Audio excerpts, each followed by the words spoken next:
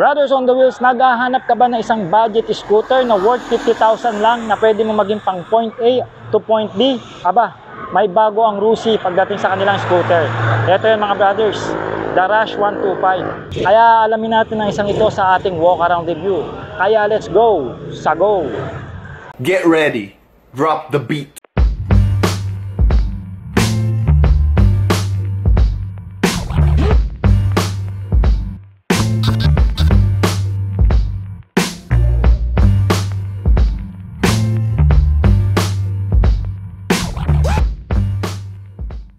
Alright mga brothers, nandito pa rin tayo ngayon sa Rusi, Olongapo, Zambales branch para tignan ang kanilang bagong entry level na scooter. Ito nga yung Rush 125. Okay, so ikutan muna natin siya para makita nyo kung anong itsura ng isang ito. Napakaganda niya mga brothers, and wala akong idea kung anong klaseng blue ang kulay nito. So tulungan nyo ako sa comment section. Pero matte finish po siya mga brothers. Ayan oh. Pero parang hindi matte finish, parang flat finish. Magaspang eh. Magaspang yung pagkaka-blue niya mga brothers. Ayan. Tapos nagustuhan ko yung sticker na parang akala mo tribal na combination ng yellow and also silver. Meron dito sa pisngi niya and dito sa side fairings meron din. Ganda ng pagkakagawa, no? Simple pero elegante, no? Rock ang dating.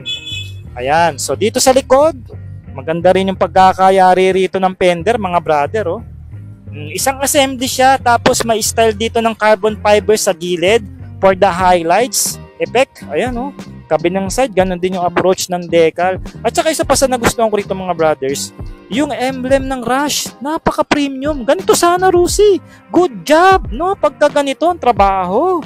Tapos meron pa rito 125, ayan oh. Tapos ito nga yung sticker, sabi ko nga no? So tignan natin yung front fender niya mga brothers. Ayan o, flexible ba? Okay ah. Mag-i-improve na talaga ang kahan ng Rusi. Hindi napipitsugin mga brad. Ayan o. Tapos dito sa harapan mga brothers, meron siyang split LED headlight. Ayan, parang mukhang ano siya, mukhang insekto para sa akin. Tapos may accent siya dito ng carbon fiber na plastic o, na style o.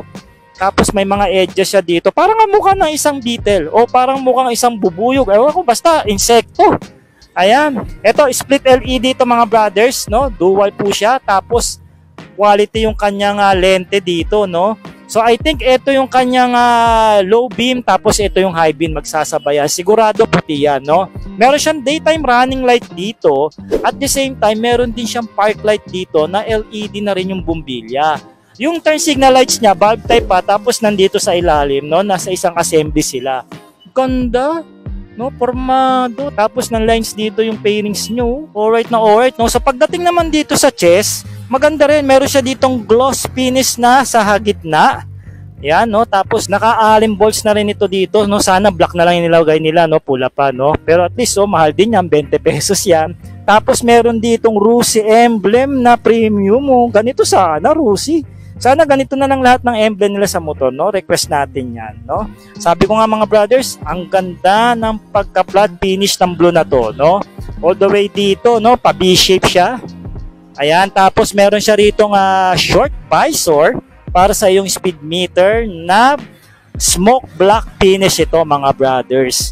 Alright, no? So dito sa LED, makikita natin yung pisngi niya, naka-extend dito yung carbon fiber style na plastic, no? Tapos floorboard malapad at maganda ang treads dito, no? Hindi tayo dudulas hanggang dito sa gitna at kabilang side. Okay? So, pag nakita natin yung kanyang black panel dito sa bearings, maganda rin naman yung pagkakayari at assembly nito, makikita nyo pulido naman, no? Isa pa ito sa mga kung sagad ka na wala ka nang tatapakan dito dahil marami kang dala, pwede ka pa rito tumapak. O dito, yung sinasabi nilang racing position style. Alright. No, ito sa nagdala. Ito sa nagustuhan ko. Yung grab bar niya mga brothers, same approach na parang ulo ni Batman na matte finish na black. Okay. Okay mga brothers, ang kanyang taillight dito is conventional bulb type pa. Pero ang kagandaan, isang assembly na lang. Walang nakalabas na turn signal lights, no, na iintindihin mo pa, baka makatabig pa na makukulit na bata. Nandito na siya.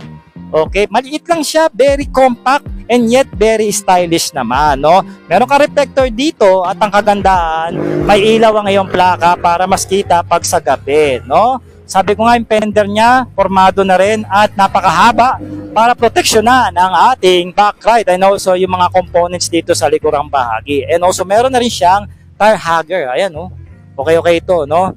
At least mapoproteksyonan yung mga components dito sa itaas ng makina, lalo na yung karburador. Okay.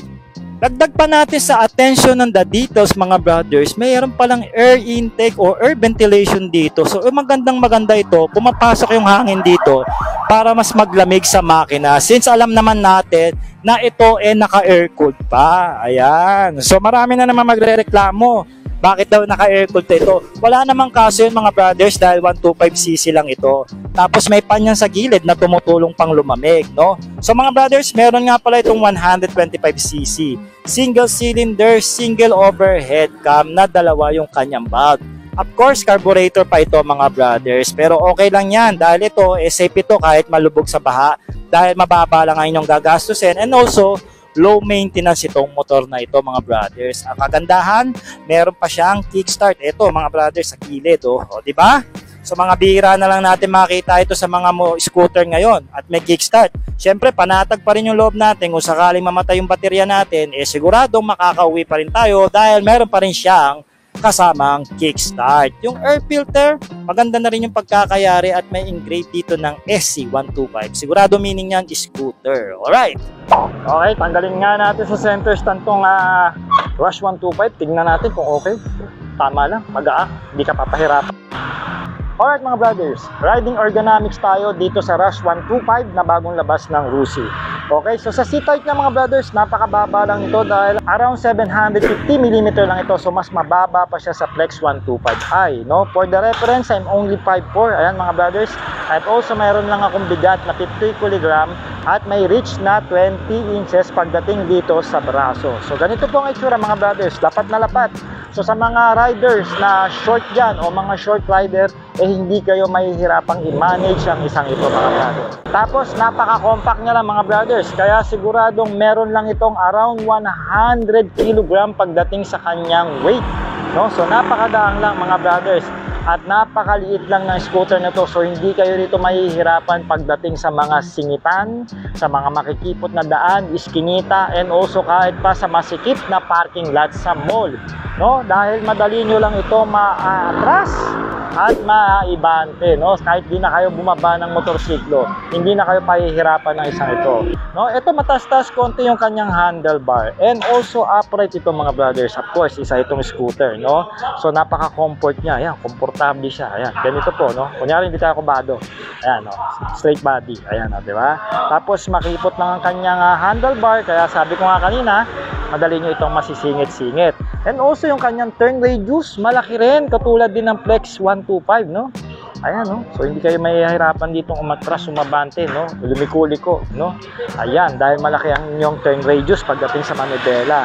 And also sa laro ng kanyang suspension, ayan, mapasabi ko naman maganda yung baon ng kanyang front suspension.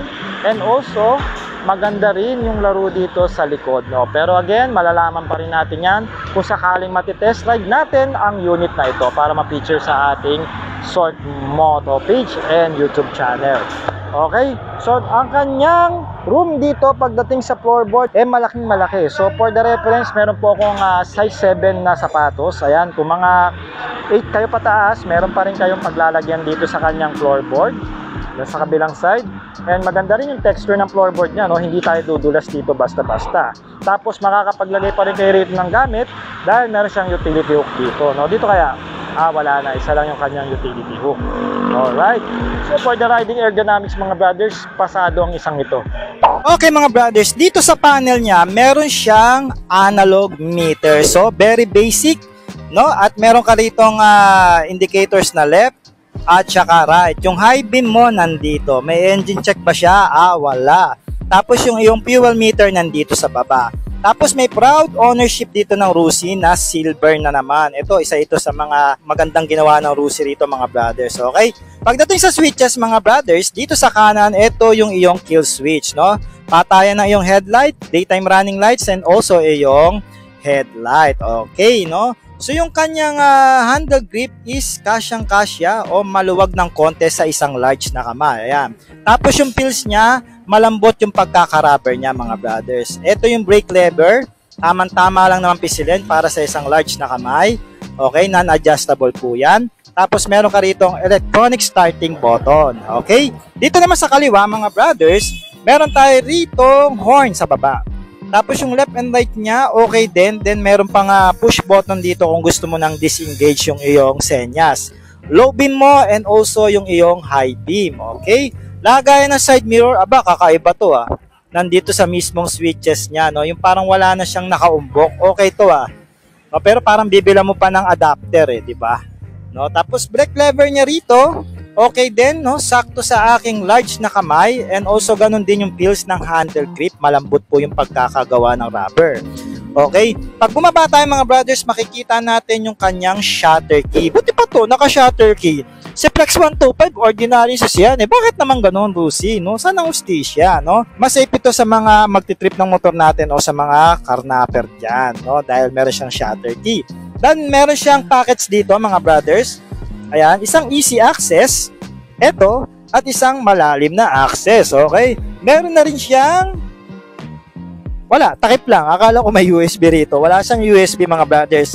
Pero pwede nyo siyang pakabitan at ilalagay nyo na lang dito. Yun naman yung maganda. May nakaabang na.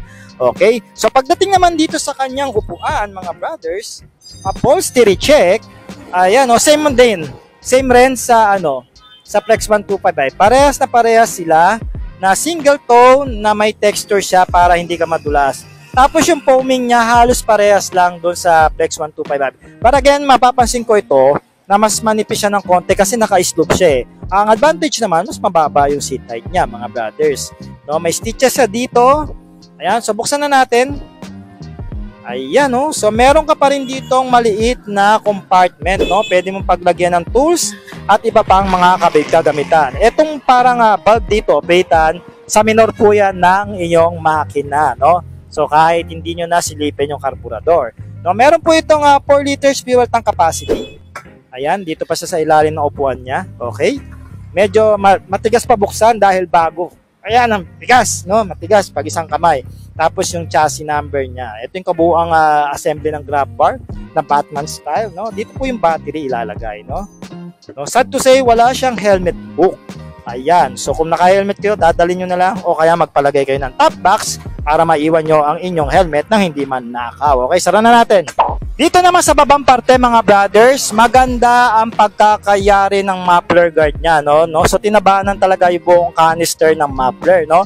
So wala nga lang siya ritong heat guard. So ingat-ingat na lang tayo, baka madikit ang ating mga hita, okay? Meron pa rito nga chrome accent dito yung muffler guard and also naka-stainless na rin na screw. Yung pinaka-tip niya is chrome na rin. Ayan, ganda parang elegante tignan, di ba? No? So meron nga pala itong 14 inches na power mugs na alloy made mga brothers. Nagustuhan ko to. Parang classic ang ganda. Ayan, chrome siya. Tapos may tire size ito na 80 by 90. Medyo maliit. Kung ako bibiling ko to, papalitan ko ito ng mas malaki, no? Para syempre mas maganda sa mga banking at mas maganda yung kapit sa daan, okay? So kabilang side para makita natin yung kanyang single shock dito na non-adjustable. Ito po yan. Okay, and then naka-drum brake ito dito sa likod na preno. No? Sana pagtagal yung mga motor ni Rusi, gawin na nilang mga combination braking system dahil nagiging standard na po yan pagdating sa safety sa mga preno. Okay? So punta tayo sa harapan para makita natin ang setup dito sa baba. Bahagi ng motor, no? Dito sa harap mga brothers, meron siyang telescopic port, no? Bakit meron pa rin ito? Tanggalin na yan! Nakakapangit yan. Di balik natin, baka magalit sila, no? Gunggong! Pero kung ako tatanggalin ko yan, no? Nakakapangit yan pagdating dito sa Gledgi, no? So naka-disc brake ang harapan nito mga brothers na naka-sawtooth style, oh. Ayan, oh. Tapos meron siyang 2-pot piston caliper. Okay, so maganda-ganda mamreno ito, oh. Malakas-lakas. Dito naman meron siyang size na 70 by 90, no? Maliit, no? So kung ako talaga, palalakihan ko ito, no? So naka 14 inches ito na power mugs na aluminum made, sabi ko nga. And also tube type po ang goma nito. Kabilang side para makita natin. Ayan, no? So maporma talaga. Ito talaga yung isa sa mga trip ko dito sa scooter na itong ganda. Tapos yung style ng mugs niya, parang kalesa style kasi ang daming mga sanga-sanga oh. Ayan, no? Tapos meron pa nitong accent na silver dito, 'di ba? So ang ganda ng mugs, talaga na-highlights pag gumigilid yung motor. Alright mga brothers, usapang presyo. Meron nga pala itong cash price na 50,000 sarado mga brothers. At ito ay naka-promo mga brothers, wala po itong down payment. Ang una nyong bayad kaagad mga brothers, monthly na agad. So kung kukunin nyo to for 1 year, meron itong 5,700 monthly. And then kung 2 years naman, 3,200 naman siya mga brothers. And then also kung kukunin nyo naman sa 3 taon, meron lang itong monthly na 2,400. And once again mga brothers, ang rebate ng Rusi is 300 pesos. Okay. So mga brothers, nagustuhan nyo ba itong bagong model ng scooter ng Rusi? Itong ang Rush 125. Mag-comment na kayo, pag-usapan natin yan sa comment section. Okay? So ano pa ba mga brothers, ang gusto nyo pa-review dito sa lines ng Rusi Motorcycle, comment nyo na rin yan. Okay mga brothers on the wheels.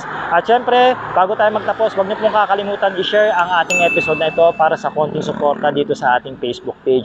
And also mag-follow na rin kayo at syempre mag-heart na rin kayo dito sa ating episode. Kung dito naman kayo sa YouTube nanonood mga brothers, huwag nyo kakalimutan mag-subscribe at i-click ang notification bell para lagi kayong updated sa tuwing meron tayong nilalabas na bagong vlog. So mga brothers, ako po si Ike ng Short Moto. Maraming salamat po sa pagsama nyo. And until next time, ride safe and cheers!